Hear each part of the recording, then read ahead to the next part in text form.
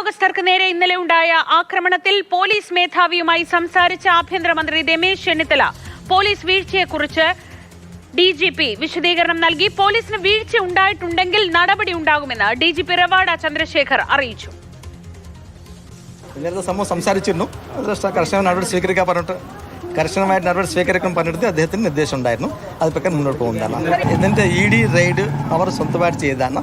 കേന്ദ്ര ബലമായിട്ട് നമ്മൾ അവിടെ നടക്കുമ്പോഴും അതിന് പോലീസ് മനസ്സിലായിട്ടുണ്ട്, ഇങ്ങനെ അറിവുണ്ട്. അപ്പോൾ പോലീസിന് ഡിപ്ലോയ് ചെയ്തിട്ടുണ്ടായിരുന്നു. അത് ആവശ്യമുള്ള നടപടി സ്വീകരിച്ചിട്ടുണ്ടായിരുന്നു. പോലീസ് അതുകൊണ്ട് തന്നെയല്ലേ അവിടത്തേക്ക് 300ഓളം പോലീസ് ഡിപ്ലോയ് ചെയ്തിട്ടുണ്ടായിരുന്നു. ടോട്ടൽ അവിടത്തേക്ക് പല സ്ഥലങ്ങളായിട്ട് ഈ പറ്റുള്ള സ്ഥലങ്ങളിൽ 50ഓളം പോലീസ് ഉണ്ടായിരുന്നു. അതിനെ തീർച്ചയായിട്ടും ഇതിൽ ഈ സംഭവത്തിന് നമ്മൾ നോക്കാം. അതിലേക്ക് ആവശ്യമുള്ള നടപടി സ്വീകരിക്കുന്നത് എന്ത് സംഭവങ്ങൾ തന്നെ അത് നമ്മൾ വിശ്ലേഷിക്കും. അതിലുള്ള അനുഭവങ്ങൾ നമ്മൾ കേൾക്കും. മുന്നോട്ട് നമ്മൾ ഇപ്പോഴത്തെ അന്വേഷണം നന്നായി നടക്കുന്നുണ്ട്. അതിൽ പൂജിതമാക്കുന്നു മാത്രമല്ല. അതിന്റെ നമ്മുടെ ഡീറ്റെയിൽസ് നമുക്ക് അന്വേഷണ ഭാഗമായിട്ട് മനസ്സിലാക്കാൻ പറ്റുന്നതാണ്. And we are going to investigate it properly and arrest all the persons who are responsible. തീർച്ചയായിട്ടും ഇല്ല, ഞങ്ങൾക്ക് കമ്മ്യൂണിക്കേഷൻ ഇല്ല. Thank you. അമൽ തേനമ്പറമ്പിൽ വിവരങ്ങളുമായി. അമൽ, ഇന്നലത്തെ വീഴ്ചയെക്കുറിച്ച് വിശദീകരണം തേടാൻ തന്നെയായിരുന്നു DGPയുടെ ഈ സന്ദർശനം. അതിനാണോ ആഭ്യന്തരമന്ത്രി വെളുപ്പിച്ചത്? എന്തൊക്കെ കാര്യങ്ങളിൽ വീഴ്ച ഉണ്ടായെന്ന് ഇപ്പോൾ പോലീസ് മേധാവി സമ്മതിക്കുന്നുണ്ട്? ഇന്നലെ പിണറായി വിജയന്റെ വീടിന് മുന്നിലുണ്ടായ സംഘർഷം തടയുന്ന കാര്യത്തിൽ വീഴ്ചയുണ്ടായി. ഉദ്യോഗസ്ഥരുടെ വാഹനം തകർക്കുന്നതടക്കമുള്ള സംഭവവികാസങ്ങൾ നടന്നു. പോലീസിന് അപ്പോൾ നോക്കി നിൽക്കാൻ മാത്രമേ കഴിഞ്ഞിരുന്നുള്ളൂ. അതിനുശേഷവും പോലീസിന്റെ ഭാഗത്ത് തുടർച്ചയായ വീഴ്ചകൾ ഉണ്ടാകുന്നതാണ് നമ്മൾ കണ്ടത്. അവിടെ നിന്നും ഈ ആക്രമണത്തിൽ ഉൾപ്പെട്ടിട്ടുള്ള ആളുകൾ നടന്ന് പാളയത്തെ ഏരിയ കമ്മിറ്റി ഓഫീസിലേക്ക് എത്തുകയും അവിടെ മണിക്കൂറുകളോളം തമ്പടിക്കുകയും ചെയ്തു. അതിനുശേഷം അവിടെ ഉണ്ടായിരുന്ന നേതാക്കന്മാർ ഇടപെട്ട് പോലീസുമായി സംസാരിച്ച് അവർക്ക് താല്പര്യമുള്ള ചില ആളുകളെ മാത്രം അവിടെ നിന്നും പുറത്തേക്ക് ഇറക്കി കൊടുക്കുന്നത് കണ്ടത്.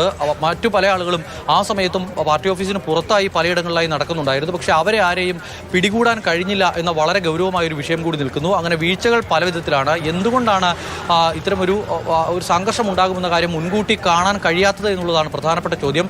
അവിടെ ശിവൻകുട്ടി അടക്കം BJP അടക്കം DK മുരളി അടക്കമുള്ള നേതാക്കന്മാരുണ്ടായിരുന്നു. ആ നേതാക്കന്മാരെ ഉപയോഗപ്പെടുത്തി അല്ലെങ്കിൽ അവരുമായി സംസാരിച്ച് പ്രവർത്തകരെ അനുനയിപ്പിക്കാൻ പോലും പോലീസിന് കഴിഞ്ഞില്ല എന്നുള്ളതാണ് ഈ പ്രധാനപ്പെട്ട കാര്യമായി നിൽക്കുന്നത്. അതോടൊപ്പം തന്നെ ഈ നേതാക്കൾക്കും ഇതിൽ പങ്കുണ്ടോ എന്നുള്ള കാര്യം കൂടി ഇപ്പോൾ പോലീസ് പരിശോധിക്കുന്നുണ്ട്. ഈ കാര്യത്തിലെല്ലാം വിശദമായ കൂടിയാലോചനകളും ചർച്ചകളും എല്ലാം രമേശ് ചെന്നിത്തലയുടെ വീട്ടിൽ വഴുതക്കാടുള്ള വീട്ടിൽ കഴിഞ്ഞിട്ടുണ്ട്. ADGP ഹേമേന്ദ്രൻ അടക്കമുള്ള പോലീസ് ഉപദേഷ്ടാവ്, അതോടൊപ്പം തന്നെ ഇന്റലിജൻസ് ADGP ആയിട്ടുള്ള ADGP വിജയൻ ഉൾപ്പെടെയുള്ള ആളുകളാണ് ഈ DGPയുടെ കൂടിക്കാഴ്ചയിൽ പങ്കെടുത്ത മറ്റാളുകൾ.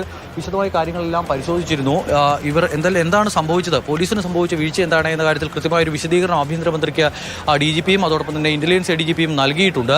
എങ്ങനെ ഇപ്പോഴുണ്ടായിട്ടുള്ള ഈ പ്രതിസന്ധി നാണക്കേട് എങ്ങനെ മറികടക്കാൻ കഴിയും എന്നുള്ള കാര്യത്തിലും ചില കൂടിയാലോചനകൾ നടന്നു എന്നുള്ളതാണ് മനസ്സിലാക്കുന്നത്. ഏതെങ്കിലും ഉദ്യോഗസ്ഥരുടെ ഭാഗത്ത് വീഴ്ച ഉണ്ടായിട്ടുണ്ടെങ്കിൽ അവർക്കെതിരെ നടപടി ഉണ്ടാകുമെന്ന് ഈ കൂടിക്കാഴ്ചയ്ക്ക് ശേഷം പുറത്തിറങ്ങിയ DGP വ്യക്തമാക്കുകയും ചെയ്തിട്ടുണ്ട്.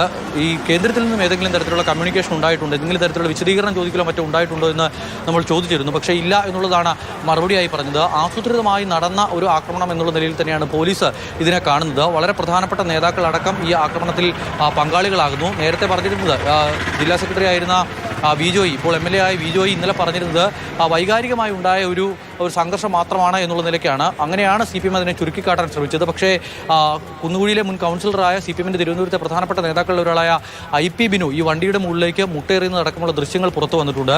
ആറ്റുകാൽ ഉണ്ണി കൗൺസിലർ ഈ പറയുന്ന ആളുകൾക്കൊക്കെ ഈ ആക്രമണത്തിൽ പങ്കുണ്ട് എന്ന തരത്തിലാണ് അത്തരത്തിലുള്ള ദൃശ്യങ്ങളാണ് ഇപ്പോൾ പുറത്തേക്ക് വരുന്നത്. അതിനാൽ തന്നെ ഇനിയും പഴയ കാര്യങ്ങൾ ഇന്നലെ പറഞ്ഞ കാര്യങ്ങൾ പറഞ്ഞ് വൈകാരിക പ്രതിഷേധമായിരുന്നു എന്നുള്ള തരത്തിൽ പിടിച്ചു നിൽക്കാൻ CPMനും കഴിയില്ല.